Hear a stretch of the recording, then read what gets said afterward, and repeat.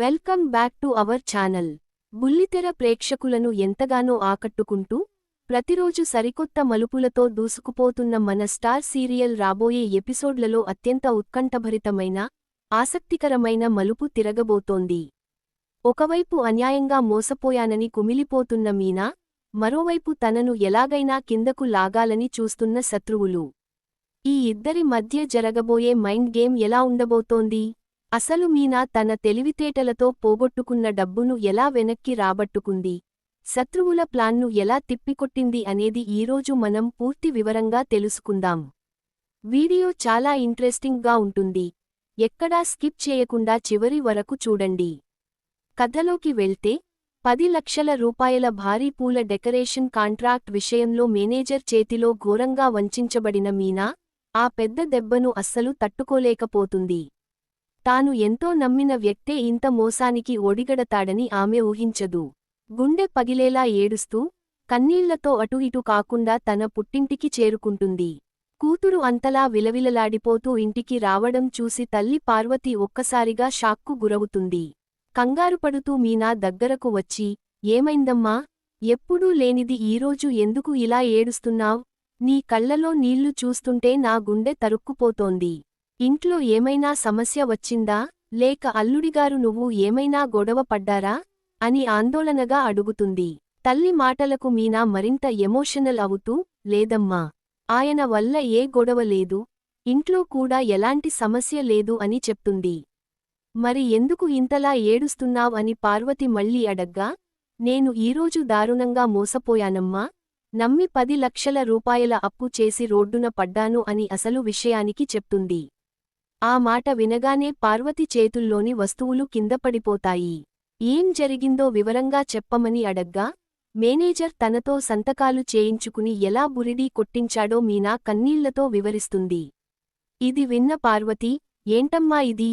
ఇంత మోసం జరుగుతుంటే నువ్వు చూస్తూ ఎలా ఊరుకున్నావ్? వెంటనే అల్లుడిగారికి ఫోన్ చేసి విషయానికి చెప్పు, ఆయనేదో ఒకటి చూసుకుంటారు అని సలహా ఇస్తుంది. కాని మీనా అందుకు నిరాకరిస్తుంది. లేదమ్మా, ఇప్పుడు ఈ విషయానికి నేను ఆయనకు అస్సలు చెప్పలేను. నాకు 10 లక్షల ఆర్డర్ వచ్చిందని తెలిసి ఆయన ఎంతో సంతోషపడ్డారు. నా మీద నమ్మకంతో నా వెనుక నిలబడ్డారు. పైగా మా ఇంట్లో నా విజయాన్ని చూసి ఓర్వలేక ఏడిచే అత్తయ్య, రోహిణి, మనోజ్ల నోళ్లు మూయించారు. ఇప్పుడు ఇలా నేను మోసపోయానని తెలిస్తే ఆయన ఎంతో బాధపడతారు. వారి ముందు నా భర్త తల దించుకోవడం నేను భరించలేను. దేవుడు ఎప్పుడు మంచి వాళ్లకే ఇన్ని కష్టాలు ఇస్తాడో ఏంటో అంటూ మీనా తన అదృష్టాన్ని నిందించుకుంటూ బాధపడుతుంది. ఇదిలా ఉండగా, మీనా అత్తగారి ఇంట్లో వాతావరణం పూర్తిగా భిన్నంగా ఉంటుంది. మీనా వ్యాపారంలో దెబ్బతిన్నదనే విషయానికి తెలియని రవి, శృతిలు బయటి నుంచి బిర్యానీ, చికెన్ ఫ్రై వంటి రకరకాల నోరూరించే వంటకాలను పట్టుకుని ఇంటికి వస్తారు. హాల్లో ఎంతో ఆతృతంగా ఎదురుచూస్తున్న ప్రభావతి వారిని చూడగానే మురిసిపోతుంది. రవి, శృతి రావడం చూసి, వచ్చేశారా అమ్మా? నేను చెప్పిన వంటకాలన్నీ తెచ్చారా అని అడుగుతుంది. తెచ్చామంటి, కాని మాకు ఇంకా నమ్మకం కుదరడం లేదు.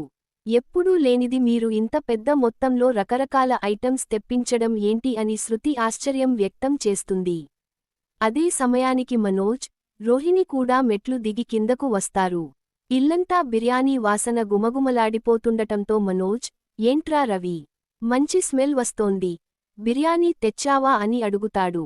ప్రభావతి వెంటనే అందుకుని, అవునురా మనోజ్, బిర్యానీ మాత్రమే కాదు, చాలా రకాల వంటకాలు వచ్చాయి. ఈరోజు మన ఇంట్లో అందరికీ విందు భోజనమే అని చెప్తుంది.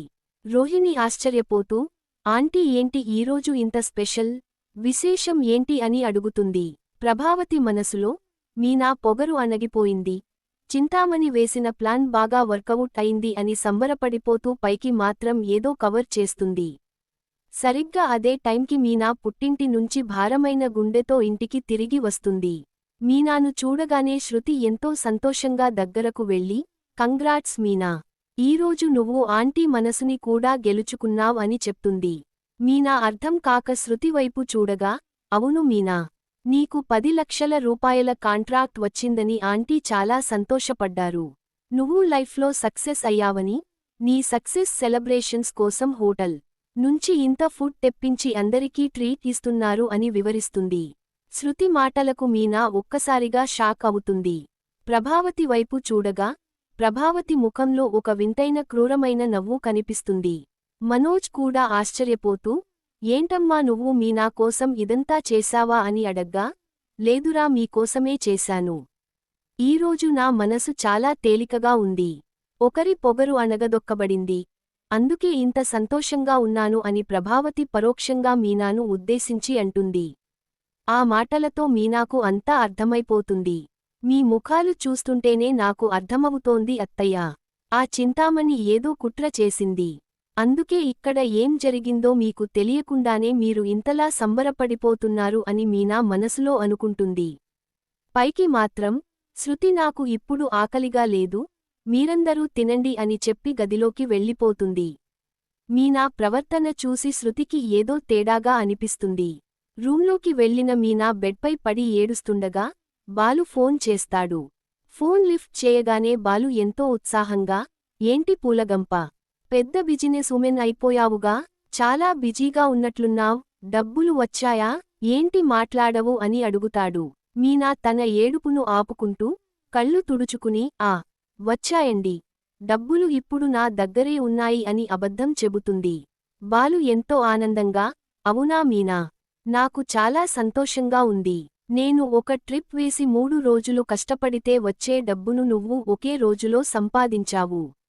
నీ గురించి గర్వంగా ఉంది అని అంటుండగా మీనా భరించలేక, సరే అండి నేను మళ్ళీ చేస్తాను అని చెప్పి ఫోన్ పెట్టేస్తుంది. అప్పుడే రూంలోకి వచ్చిన శృతి మీనాను పట్టుకుని, ఏమైంది మీనా, నువ్వు ఎందుకు ఇంత డల్గా ఉన్నావ్, నువ్వు ఏదో దాస్తున్నావు అని నిలదీస్తుంది. దాంతో మీనా తట్టుకోలేక శృతిని గట్టిగా హగ్ చేసుకుని ఏడుస్తుంది. శృతి కంగారుపడుతూ, ఏమైంది మీనా, బాలు గుర్తొచ్చాడా అని అడగ్గా, లేదు శృతి, నేను ఘోరంగా మోసపోయాను. నాకు ఆ 10 లక్షల కాంట్రాక్ట్ రాలేదు, నా డబ్బు కూడా పోయింది అని జరిగిందంతా చెప్తుంది. అది విని శృతి షాక్ అవుతుంది. హౌ డేర్ హీ, ఆ మేనేజర్ నిన్ను ఇంతలా చీట్ చేస్తాడా, పద ఇప్పుడే వెళ్ళి పోలీస్ కంప్లైంట్ ఇద్దాం అని అంటుంది. కాని మీనా వద్దు అంటుంది. అయితే బాలుకి చెప్పు, వాడు మీనా జోలికి వస్తే మక్కెలు ఇరగదీస్తాడు అని శృతి అనగా, అవును శృతి, ఆయనకు చెప్తే ఖచ్చితంగా వాడిని కొడతాడు. కాని ఇప్పుడు ఇది ఆయనకు చెప్పి చేసే పని కాదు, నా సమస్యను నేనే పరిష్కరించుకోవాలి అని మీనా చెప్తుంది. అప్పుడు శృతి, మీనా, నాకు మొదటి నుంచి ఆంటీ ప్రవర్తన మీద డౌట్ గానే ఉంది. నువ్వు ఈ విషయానికి చెప్పే వరకు నాకు రీజన్ తెలియలేదు కాని ఆంటీ అందరికీ బిర్యానీ తెప్పించింది అంటే అర్థం ఇదే. ఖచ్చితంగా ఇది ఆ చింతామణి, ఆంటీ కలిసి చేసిన ప్లానే అని చెప్తుంది. అవును శృతి, నాకు కూడా అలాగే అనిపిస్తోంది. కాని ఈ విషయానికి నువ్వు ఎట్టి పరిస్థితుల్లోనూ బయటకు చెప్పొద్దు, నా డౌట్ కన్ఫర్మ్ అయ్యాక నేనే వాళ్ల పని చెప్తాను అని మీనా అంటుంది. మరుసటి రోజు ఉదయం మీనా ఒక నిర్ణయానికి వస్తుంది. తన తమ్ముడు శివను తీసుకుని తమ నాన్నకు తెలిసిన ఒక ఎస్ఐ గారిని కలవడానికి వెళ్తుంది. ఎస్ఐ గారికి జరిగిందంతా వివరించి ఆ మేనేజర్ ఇచ్చిన అగ్రీమెంట్ పేపర్లను చూపిస్తుంది. ఆ పేపర్లను క్షుణ్ణంగా పరిశీలించిన ఎస్ఐ, చూడమ్మా మీనా, ఈ అగ్రీమెంట్ పేపర్ల మీద నీ సొంత సంతకం ఉంది. ఒకవేళ నువ్వు అతని మీద కేసు పెట్టినా చట్టపరంగా అది నిలబడదు. ఎందుకంటే నువ్వే డబ్బులు తీసుకున్నట్లు ఇందులో సంతకం చేశావు. అలాంటప్పుడు లీగల్గా మనం ఏమీ చేయలేం అని చెప్తాడు. లేదు సార్, వాడు నన్ను మోసం చేశాడు. 1,00,000 రూపాయలు ఉన్న పేపర్ మీద సంతకం పెడితే దాన్ని 10 లక్షలుగా మార్చాడు అని మీనా మొరపెట్టుకుంటుంది. శివ కూడా, సార్ మా అక్క చిన్నప్పటి నుంచి చాలా మంచిది, అబద్ధాలు చెప్పదు అని అంటాడు.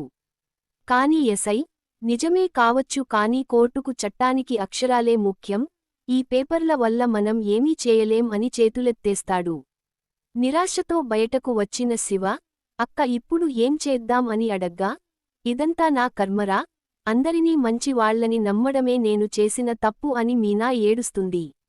అక్క నువ్వు ఏడవకు, నిన్ను బాధపెట్టిన వాడిని నేను వదిలిపెట్టను అని శివ అనగా, ఒరేయ్ శివ, నువ్వు ఇప్పుడు ఆవేశపడి ఏమీ చేయొద్దు, నీకు డ్యూటీ టైం అవుతోంది వెళ్ళు, నేనేదో ఒకటి చూసుకుంటాను అని చెప్పి ఇంటికి వస్తుంది.